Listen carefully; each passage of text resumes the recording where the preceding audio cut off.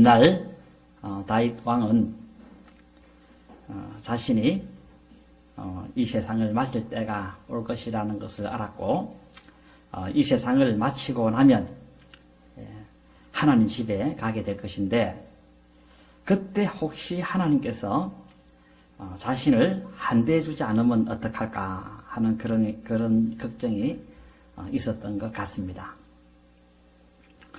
아마 저와 여러분들에게도 그런 걱정이 있을 걸로 봅니다. 내가 주님 앞에 섰을 때 주님이 참 칭찬해야 될 텐데 하는 그런 걱정을 하게 될 텐데, 자, 이 다윗은 여기에 대해서 이제 살폈습니다.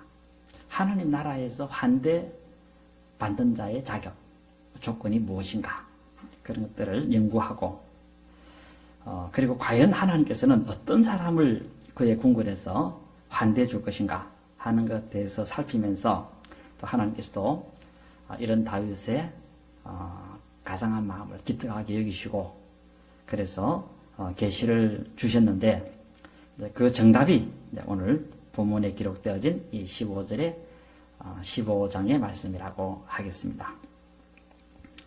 그래서 지난주 우리가 하나님의 궁궐에서 누가 환대 받을 것인가 하는 것에 대해서 세 가지로 살펴봤고, 자, 오늘은 이제 네 번째가 되겠습니다. 네 번째, 하나님의 궁궐에서 하나님께서 환대할 사람은 누구냐 할 때 3절에 나옵니다.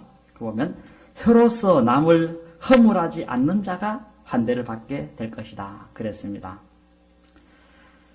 여기 남을 허물하지 않는다 하는 이 단어는 히브리 말로는 라갈이라는 말입니다. 라갈.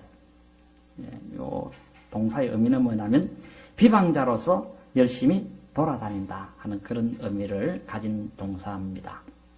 물론 이제 여기 여기서는 아마 이제 그 남을 허물들추 헐뜯거나 혹은 험상궂은 욕을 하는 그런 행위를 위해서 돌아다니는 그런 하나의 행위를 두고 말한다고 하겠습니다. 이런 사람은 하나님의 곁에 있을 생각을 하지 말라는 것입니다. 이런 사람은 하나님의 성에 방문하면 문전박대를 당하게 된다는 것입니다. 세상에는 두 종류의 사람이 있습니다. 첫 번째 종류의 사람은 남의 허물을 감싸주고 덮어주는 그런 종류의 사람이 있습니다. 그런데 또 한 분류의 사람은 어떤 특정한 사람을 비웃고 헐뜯으려고 그것을 위해서 사람들을 찾아다니면서 돌아다니는 그런 종류의 사람도 있다는 것입니다. 자, 그러면 이런 것을 추진해 감에 있어서 그들이 쓰는 전술은 무엇인가 한다면 첫 번째, 그 집에 들어가서 동태를 살피는 일을 하게 된다는 것입니다. 그 집 사람들은 아무개 그 사람을 어떻게 생각하는가, 그걸 이제 조사를 합니다. 그래서 그 집안 사람들이 그 특정한 사람에 대해서 좋게 생각하고 있다면 비방 안 하고 슬그머니 빠져버립니다. 그러나 유도 질문을 해서 그 암흑에 대해서 좋지 않게 생각하고 적대적인 그런 감정을 드러낸다 싶으면 같이 이제 공조해가지고 그 흠을 들추어내고 비방하고 한다는 것입니다. 그래서 이 사람의 첫 번째 전술은 뭐냐 하면 그 집을 방문해서 조심스럽게 그 사람의 마음을 알아보는 그 작업부터 시작하게 되어지게 됩니다. 자, 그런데 하나님께서는 이렇게 남의 마음을 알아보려고 하는 그런 사람들에 대해서는 하나님의 궁궐을 방문해서 하나님을 만나려고 하면 하나님의 곁에 오라 하기는커녕 궁궐 문의 방문은커녕 성문 밖에서조차 성문 앞에서조차도 쫓겨나게 되어지게 된다는 것입니다. 우리 하나님은 뭘 싫어하시는가 하면 혀로서 남의 험담을 하는 것, 이걸 싫어하신다는 것입니다. 더군다나 험담하기 위해서 남의 마음을 살피는 것, 이것을 아주 싫어하시는 분이시다는 것입니다. 바로 이런 이유로 남의 마음을 살피는 하나의 정탐, 이런 것들을 싫어하시는데, 그래서 정탐이란 말이 어디서부터 유래됐나 하면 바로 이 나갈이라고 하는 험담하기 위해서 돌아다니면서 남의 마음을 살피는 여기서부터 유래가 되었다고 합니다. 왜 정탐이란 말이 그런 데서부터 나왔는가 하면 남을 비방하기 위해서 돌아다니면서 마음을 떠보고 마음을 살피고 하는 그런 것이 바로 정탐과 같은 그런 것이기 때문에 그래서 정탐이란 말이 거기서부터 유래됐다 하고 말씀하고 있습니다. 그러므로 남의 마음을 정탐하는 것 결코 좋은 행위라 할 수 없다는 것입니다. 남의 마음을 떠보는 것 이것은 옳은 행동이 되어질 수 없다는 것입니다. 물론 때로 마음을 정탐해야 될 경우가 있긴 합니다. 그 사람을 도와주기 위해서 부득불 그 사람의 마음을 살펴봐야 되는 그런 경우들이 있습니다. 부모가 자식의 마음을 살펴봐야 되는 것들도 있습니다. 그런 이유는 살펴봐서 도와주기 위해서입니다. 자녀를 헐뜯고 험담하고 하는 그런 목적에서 조사하는 것이 아니라는 것입니다. 바로 그 신방의 목적도 바로 그렇습니다. 그 신방은 성도들의 삶을 바르게 만들어주고 성도들이 힘든 것이 없는지 살펴서 도와주기 위한 목적으로 방문을 하는 것이 신방입니다. 그래서 이런 이유에서 살피는 것이라면 좋은 것이라는 것입니다. 바로 남의 허물을 덮어주고 살피기 위한 그런 차원에서의 방문이라고 한다면 아름답다라는 것입니다. 그러나 만약에 불순한 의도로서 정탐을 하고 그래서 특정한 사람의 허물 덜추어내서 비난하고 하는 그런 경우라면 그런 행동을 한 사람들은 장차 하나님 앞에 가서 궁궐에서 면전박대를 당할 것이라고 다윗은 이렇게 말씀하고 있습니다. 왜냐하면 하나님께서는 이런 사람을 만나주지 않겠다고 다윗을 통해서 약속하고 말씀했기 때문에 그러하다는 것입니다.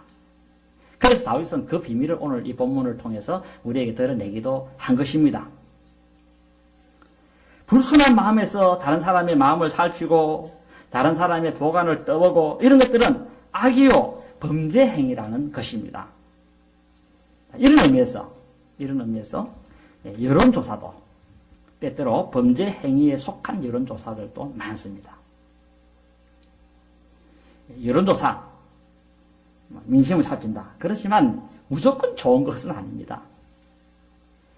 많은 경우에는 좋지 않는 그런 작용으로 이 여론조사가 피해를 생산해내고 그 사회를 파괴하는 그런 여론조사도 얼마든지 있을 수 있다는 것입니다. 오늘날 보면 통신 문화 발달로 인해서 여론조사를 많이 합니다. 왜 하는가 하면 사람의 마음을 살피기 위해서라는 것입니다. 사람들이 이 일에 대해서 어떻게 생각하는가 마음을 알아보고 떠보고 하려고 여론조사를 하게 되어집니다. 그런데 이런 여론조사가 좋은 의도에서 국민의 뜻을 물어서 하는 것도 있지만 그렇지 못한 경우 또한 너무 많다는 것을 잘 이해하시고 이 여론조사 기간에 조선 기간에 하나의 덜러리 가서는 그런 행동은 하지 말아야 된다는 것입니다. 왜냐하면 이 여론조사에서 내가 뭣도 모르고 한 말인데 그 뭣도 모르고 한 그 결정에 대한 그 말들이 사회에 큰 혼란을 가져다 주고 국가에 큰 혼란을 가져다 줄 수 있기 때문에 그렇다라는 것입니다. 불순한 의도로 얼마든지 여론조사를 할 수 있다는 것입니다. 혹은 여론조사 기관이 정당의 성격을 띠는 그런 경우들도 없잖아 있기도 합니다. 이런 경우는 그 자체가 악이요 사람의 마음을 살피는 그 자체가 범죄 행위라는 것입니다. 여론조사의 그 동기를 보면 범죄 행위로 시작되는 그런 불순한 동기에서 시작되는 경우들도 많습니다. 그래서 여론조사를 했더니 다수의 사람들은 이렇게 생각하더라, 몇 프로는 이렇게 생각하더라 하면서 그것을 추진하면 참 이렇게 뭐 좋은 것처럼 이야기하지만은 궁극적인 것은 큰 손해가 오고 국가 미래가 어렵게 되어지는 그런 경우들도 허다하게 있다는 것입니다. 자, 그래서 이런 식인데 이것은 정말 참 모르고 하는 그런 소리다. 이렇게 말씀을 드려볼 수 있습니다. 왜냐하면 그런 결정에 대해서 여론을 말하는 백성들이 전문가가 아니기 때문에 그렇다라는 것입니다. 예를 들어서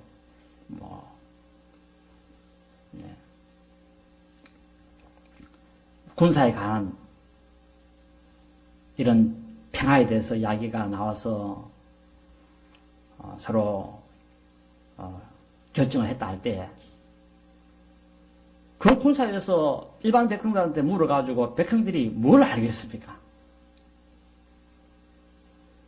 지금 군사 전문가들도 잘 모를 판인데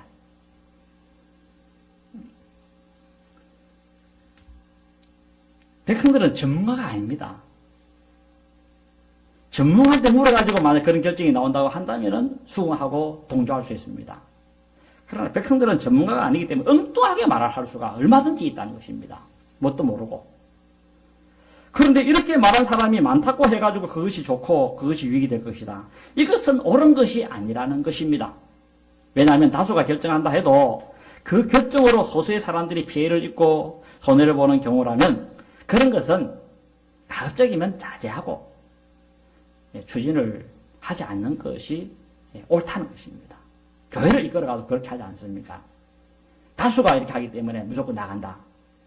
소수 1, 20%를 무시한다. 이래 되면 그 교회는 박살날 것입니다. 그 소수 1, 20% 가만히 있겠습니까?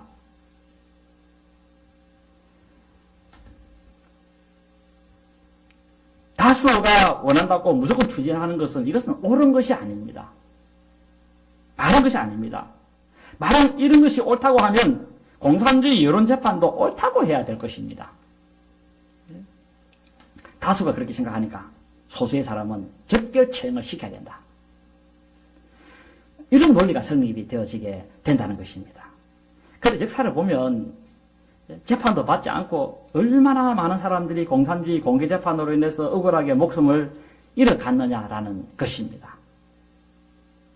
프랑스 혁명, 러시아 혁명 한번 보세요. 다수가 어떤 한 사람을 지목해서 나쁘다, 그 사람은 죽여야 된다 하면 무조건 처형을 한 사례가 있습니다. 물론 그 사람이 처형을 당해야 하는 사람이라면 당연히 처형을 받아야 마땅하지만 그런데 자세하게 보면 그 사람이 사형까지 당할 만한 그런 범법을 행한 것은 아닙니다. 감옥소에서 몇 년 살면 될 정도의 그런 잘못을 범한 사람입니다. 그런데 군중들이 죽이라 하니까 사형이라 하니까 그러니까 이 폭도들이 의해가지고는 그 말 듣고 그대로 사형을 시켜버려가지고 목숨을 잃어버리게 되는 이런 경우들이 너무나도 많았다는 것입니다. 그 역사를 한번 보세요. 이런 감정에 치우친 사람 때문에 수천만의 사람이 처형을 당하고 했다는 것입니다. 바로 민주주의의 약점이, 민주주의 허점이 바로 이겁니다. 민주주의는 뭐냐? 민주주의는 다수가 선이다. 다수를 따라야 된다. 이게 이제 민주주의 근본인데, 백성의 주권은 국민에게 있고, 국민의 다수가 지지하면 국가의 지배권을 얻게 되는 거, 이게 이제 민주주의입니다. 그런데, 다수가 지지한다고 해서 옳지 않고 도리어 악을 저지르는 경우들이 허다하게 있었다는 것입니다. 옛날 다윗 시대 때도 그랬습니다. 민중들이 다윗을 죽이라고 막 다수가 달라들었습니다. 옳은 것이 아니었습니다. 근데 다수가 하니까 그 바람에 다윗은 민족 배반자로 처형을 당할 그런 위기에 놓이기도 했습니다. 그런데 보세요. 사울 임금이 얼마나 다윗 죽이려고 했습니까? 다수가 그러니까. 그런데 다윗이 죽을 짓을 한 사람이 아니었다는 것입니다. 그리고 이 러시아 혁명 같은 경우도 그렇습니다. 다수가 지지한다는 명분으로 사람들을 처형을 했던 때가 있었습니다. 이런 수법은 공산당들이 참 많이 쓰는 그런 수법입니다. 다수의 사람이 아무개는 나쁜 사람이라고 하고 죽이라 하니까 죽이자. 그러므로 우리가 이런 것을 보면 이 여론재판이라고 하는 것은 매우 위험하다. 위험한 정도가 아니라 악이요 범법행위다. 그렇게 말씀을 드릴 수가 있는 것입니다. 왜? 그것은 재판은 전문가가 해도 실수를 하기 때문에 그렇습니다. 재판관들의 말을 들어보세요.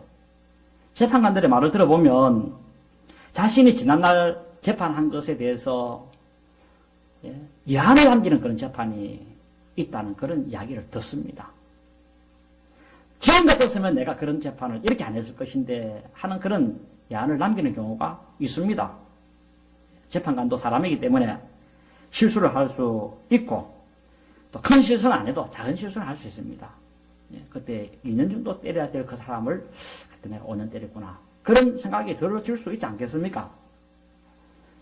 가령 어떤 재판관이 나이가 어리고 그리고 판사가 된 지 이제 1년밖에 안 됐고 사회적 경험도 없고 인생 경험도 없다 보니까 그때 그 판결을 할 때 완벽하게 판단을 못할 수 있다라는 것입니다.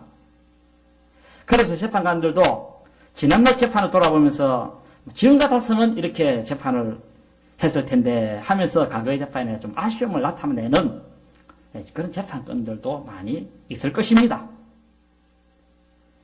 그래서 사법시험에만 합격해서 그렇게 하다 보니까 그래서 지금은 자 그런 좀 부조리를 좀 없애다 해가지고 재판관 이렇게 간이 됐다 하더라도 재판 자리에 앉기까지는 한 5년 정도 유예 기간을 둔다는 그런 어떤 이야기 제도가 있는 것으로 압니다.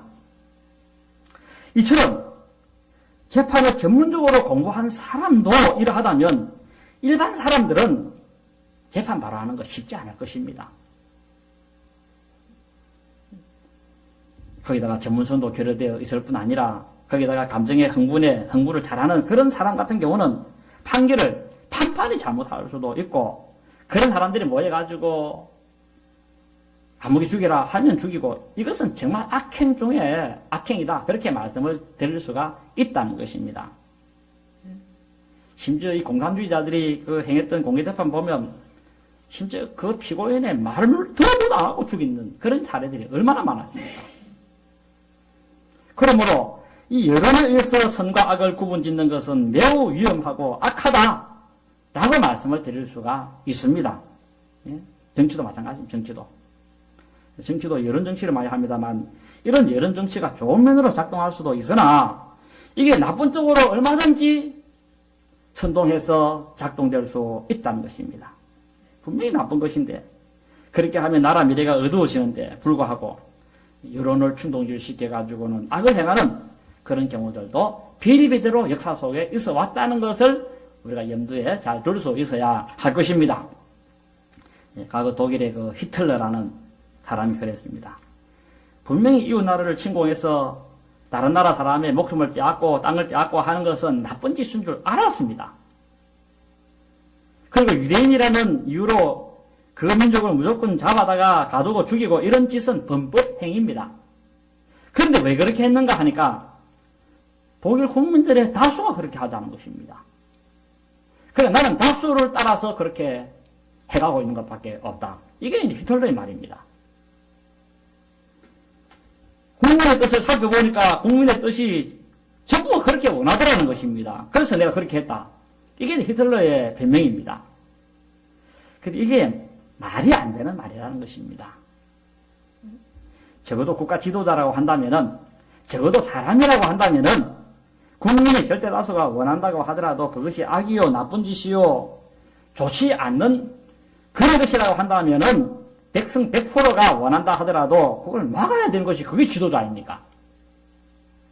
적어도 정신이 바른 지도자라면 백성 전체가 그런 주장을 하더라도 목숨 걸고 막아야 됩니다.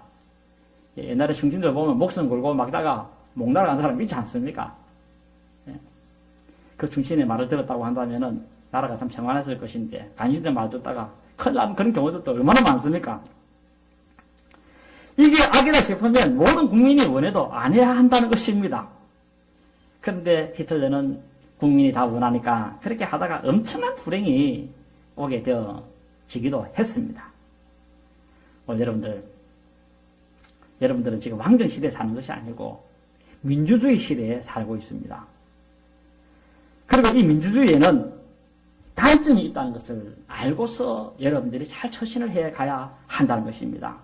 그것은 다수가 원하면 소수가 불행해도 괜찮다 하는 이런 원리를 적용하는 이런 시대에 살고 있다 보면 자기도 모르는 사이에 다수가 돼가지고는 소수를 폭거하는 그런 하나의 도구로 얼마든지 사용되어질 수 있다는 것입니다.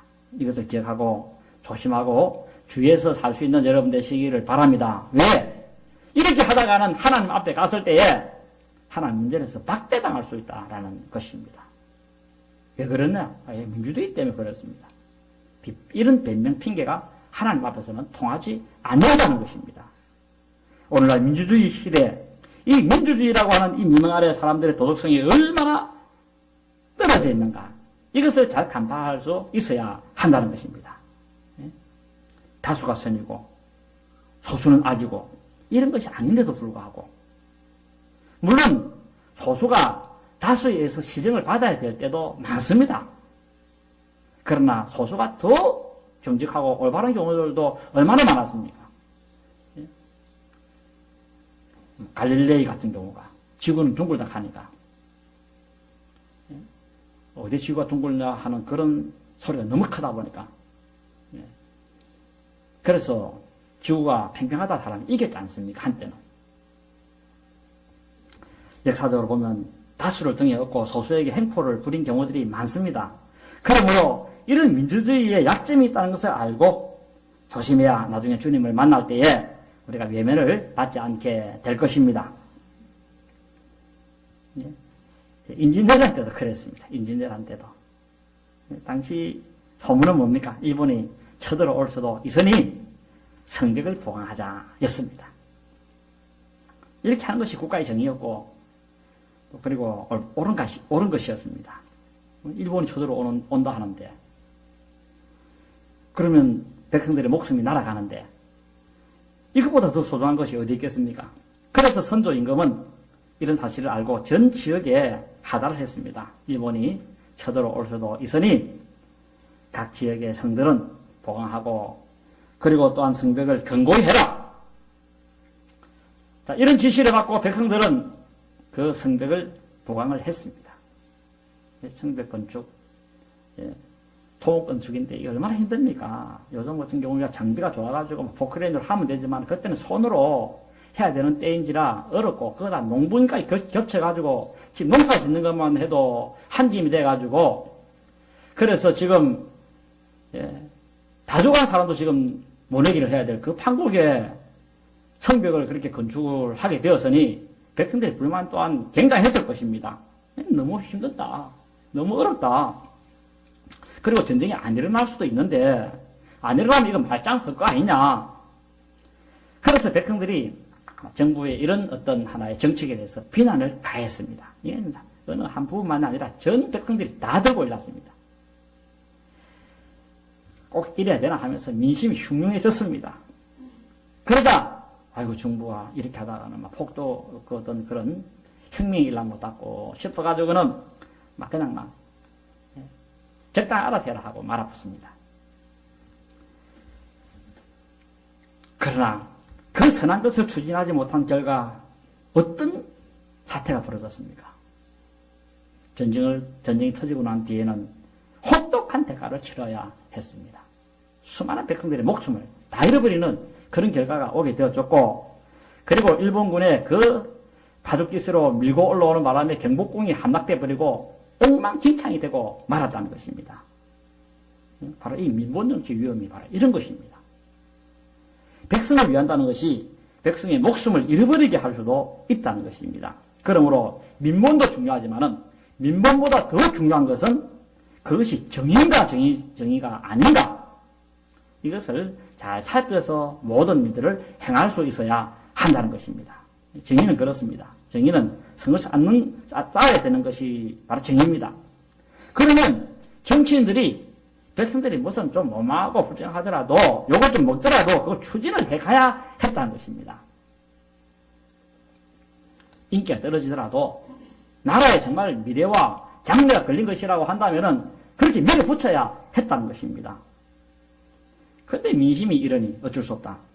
이것은 옳은 것이 아니라는 것입니다. 이런 정치인은 참 정치인이라 할 수가 없고, 오늘날 세계 각국에 보면 이런 민주주의라고 하는 이 미명하에 불의가 자행되는 경우들이 얼마나 많은지 모릅니다. 지금 각 나라들이 어려운 경우들이 많이 있지 않습니까? 베네수엘라, 그리스도 한때 그래 어려움을 당하고, 아르헨티나, 브라질, 어려움 당하는데 전부 이것이 민주주의의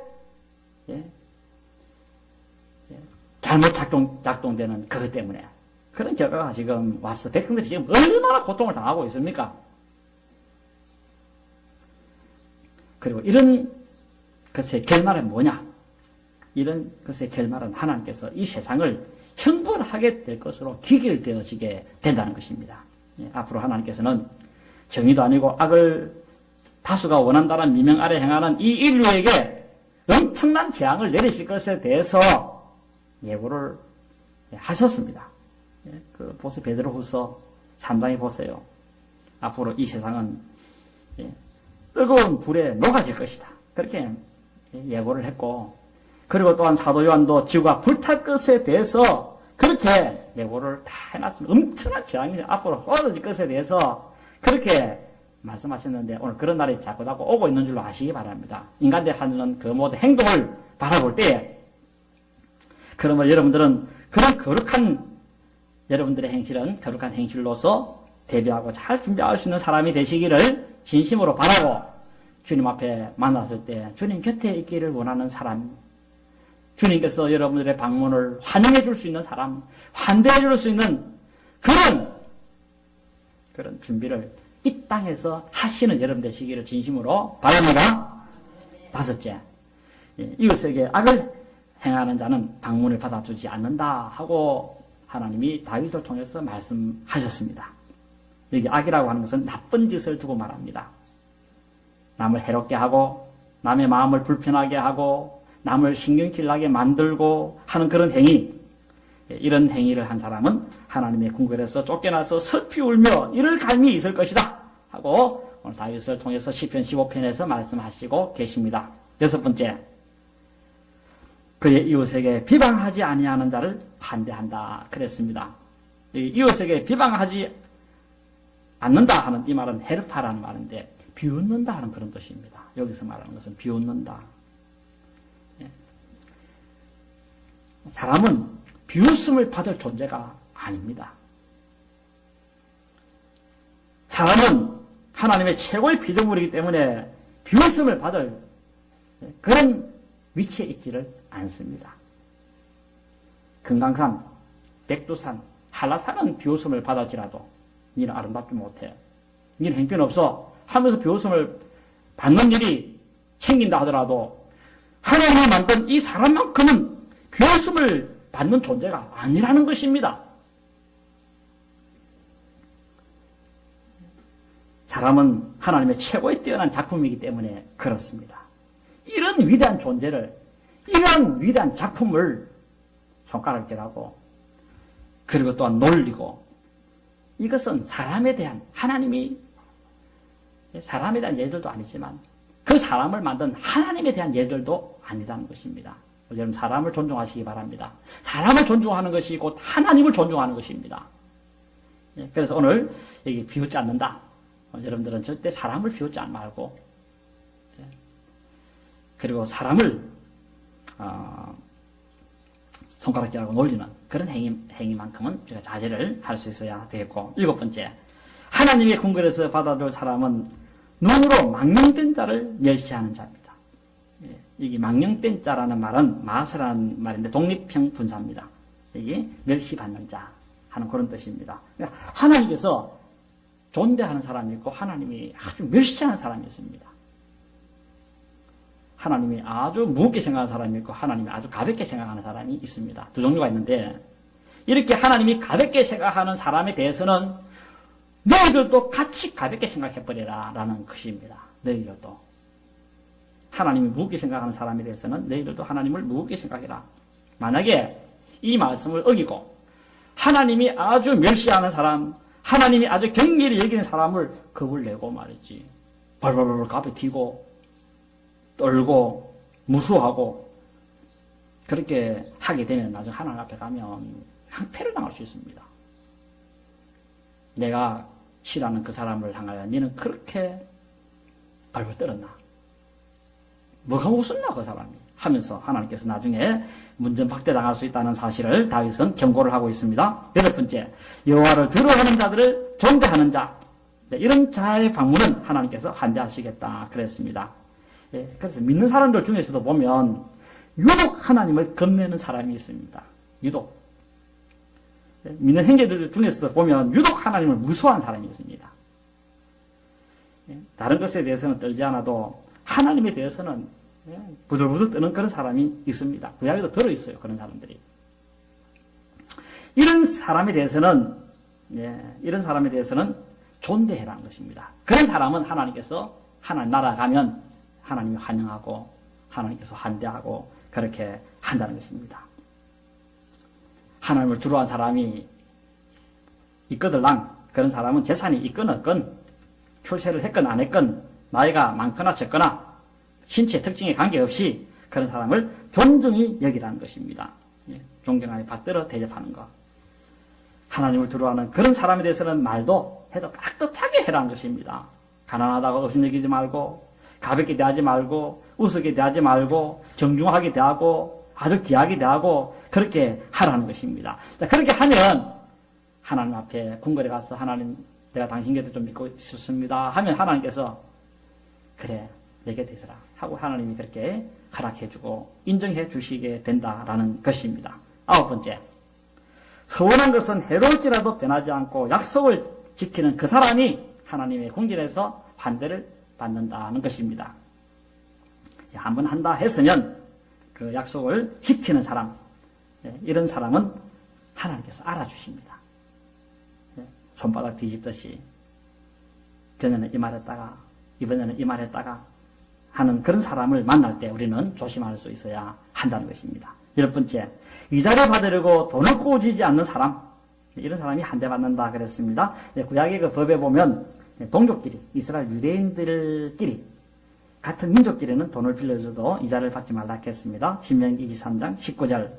그러나 이방인들에게 다른 민족들에게 돈을 사업상 빌려줄 때가 있는데 그럴 때는 그 빌려준 돈에 대해서 이자를 받으라 그랬습니다. 신명기 23장 20절. 자, 마지막 11번째입니다. 마지막 11번째. 뇌물을 받고 무지한 자를 해하지 아니하는 자가 환대를 받는다 그랬습니다. 자, 보통의 경우는 뭐냐 하면 죄를 작게 할 요랑으로, 그래서 죄를 작게 할 요랑으로 재판관에게 뇌물을 건네는 경우들이 있습니다. 물론 요즘에 아마 그런 것이 없습니다. 걸리면 큰일 나니까. 근데 여기서는 죄가 없는 사람입니다. 재판관 재판하면 죄가 없습니다. 그런데 그 사람으로 하여금 벌받게 만들게 하려고 그렇게 재판관을 매수를 해가지고 그래서 그 사람을 복수할 차원에서 재판에 돈 줘가지고 저 사람 무죄로 풀려 나오지 못하게 해달라. 10년 좀 때려달라. 이렇게 뇌물을 왕창 주는 이런 경우가 있습니다. 이렇게 한 사람은 주님 나라 방문 받을 때 큰일 난다는 것입니다. 이런 사람은. 한 번 정도 했다가 그 다음에 잘못을 깨닫고 뉘우치고 다시는 안 그러겠습니다 하면 하나님이 받아주시겠죠. 그래서 계속 그런 식으로 삶의 방식이 그렇다고 한다면은 그런 사람은 앞으로 하나님 앞에 갔을 때 하나님께서 얼굴도 내밀지도 않을 것이고 내가 당신을 주여 주여 부르지 않았나이까? 주님의 이름으로 귀신을 쫓아내고 주님의 이름으로 선자 노릇을 하고 주님의 이름으로 능력을 행하고 했다 하더라도 우리 주님 뭘 하십니까? 나는 이를 한 번도 안 적이 없다 하면서 주님께서 아주 냉정하고 참 차가운 그 얼굴을 가지고 싹 돌아서 버립니다.